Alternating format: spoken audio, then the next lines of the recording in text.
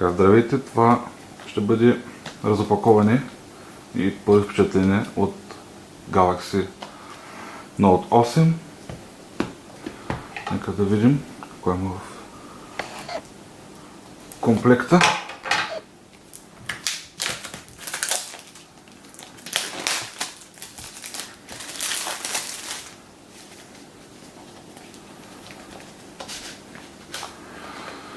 Така, това е кутията. Тук има още един стикер.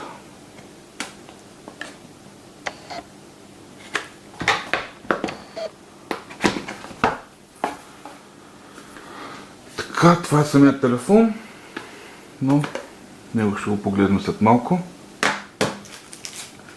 Да видим какво друго има в комплекта.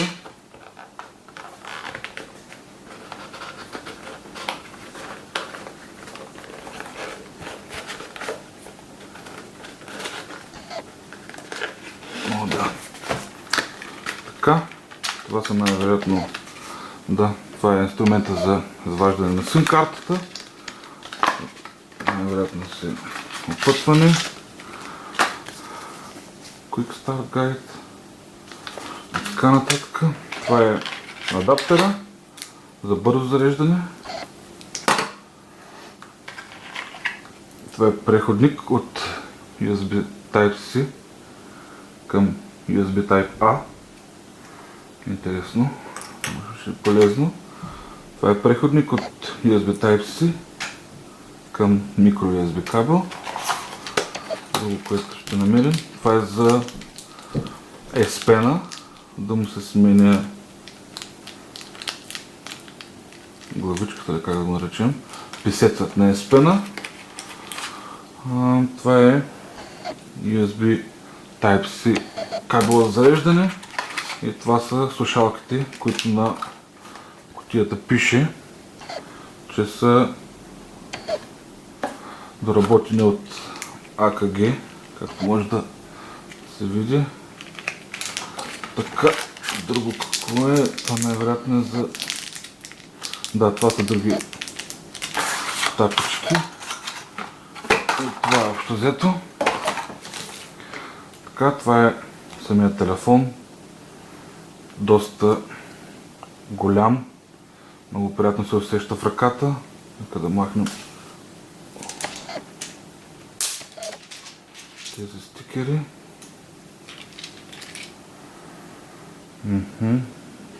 Много приятен в ръката. За сравнение, това е Galaxy S7 Edge, който ползвам в момента. Доста не по-широк. Така, да, но по-дълъг. Но все пак това е 6,3 инча, а това е 5,5. Не е малка разлика. Така, нека да го пуснем.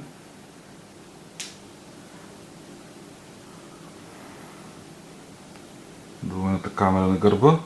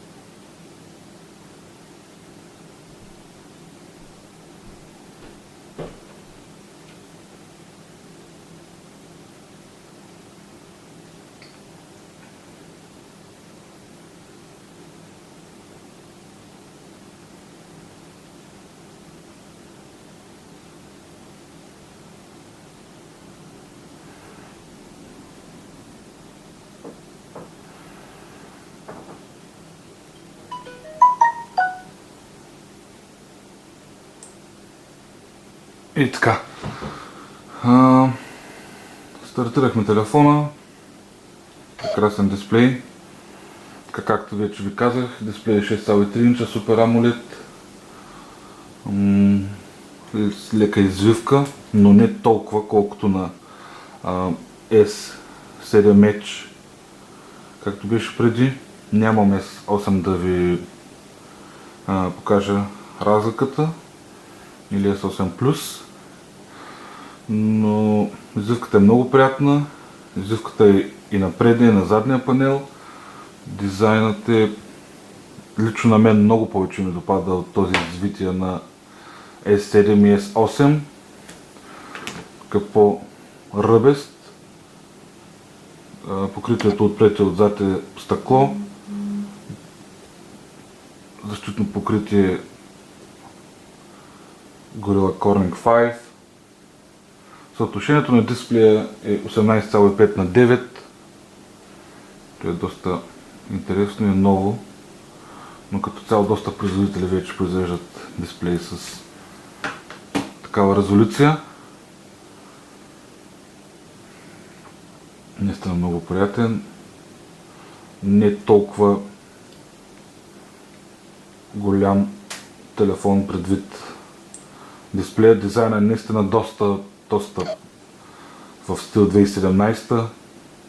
Никакви рамки, само отгоре и отдолу. Това, което е различно с миналогодишния Note 7, който повечето от вас знаят най-вероятно какво се случи проблема с батерията, вече Home бутона не е физически, той е софтуерен.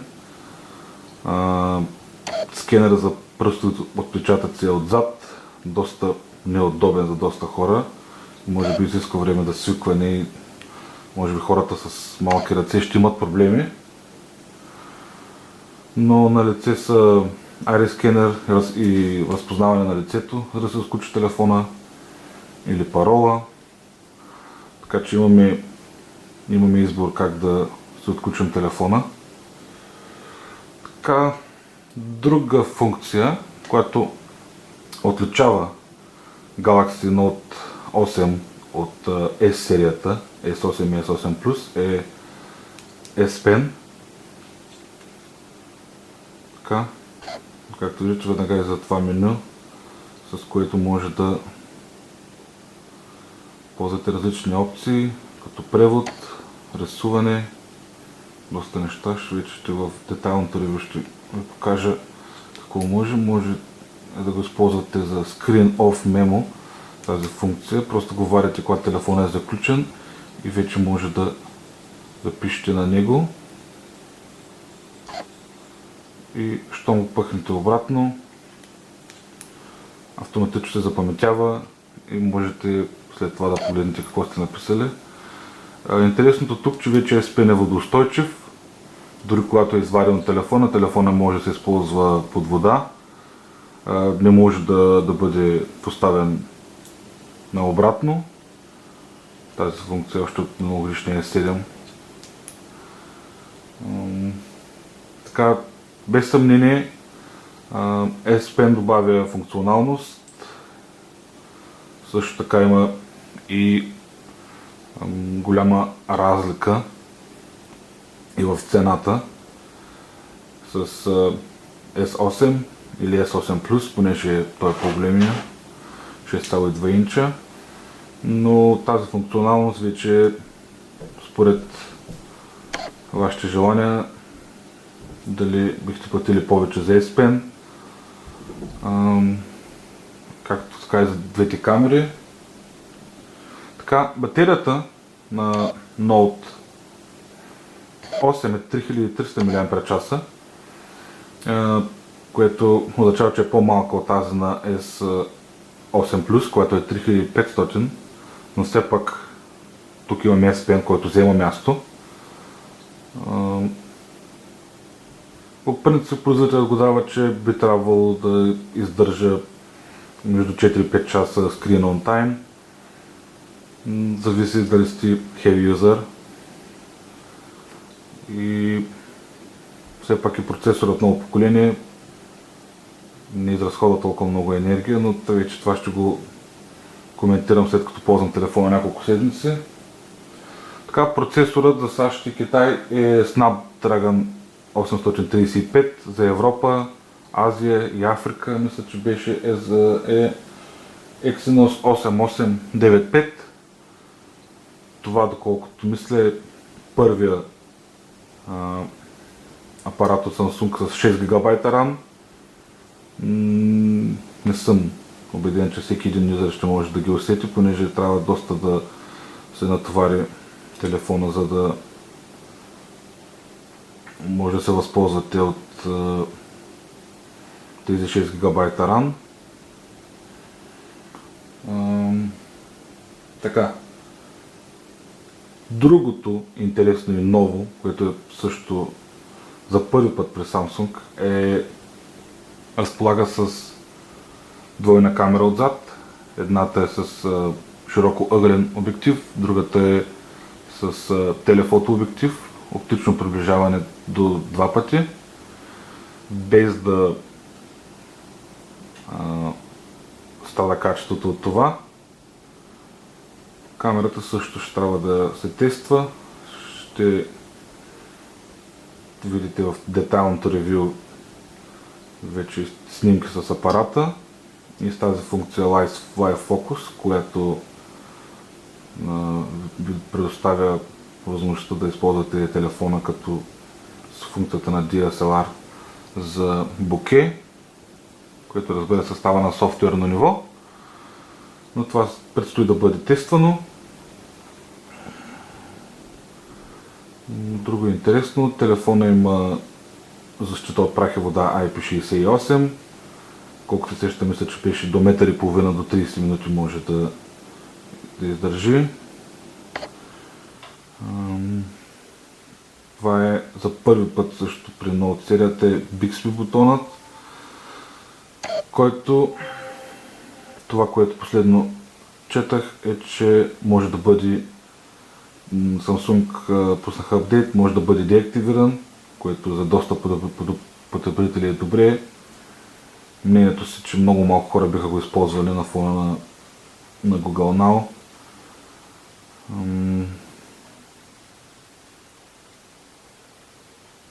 Предната камера е 8 мегапиксела, бленда е 1.7 с автофокус, автоматичен HDR. Samsung по принцип се славят с отлични камери всяка година. Апаратът излиза с Android 7.1.1 Nougat.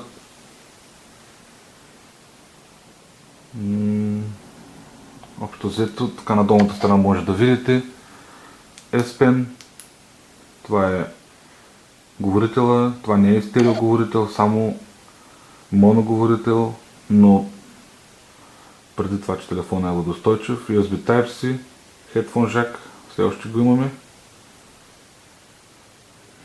Отгоре има само микрофон и слот за микро SD карта и SIM карта. Телефонът идва с вградена памет от 64 ГБ, но може да бъде добавена SD карта до 264 ГБ още. И общо взето това е, мисля, че като първо впечатление телефонът се усеща много добре в ръката, много добре е разпределена тежестта, мисля, че е почти 200 грама. Почти няма разлика с S7, както виждате, двата дисплея са видимо различни като големина.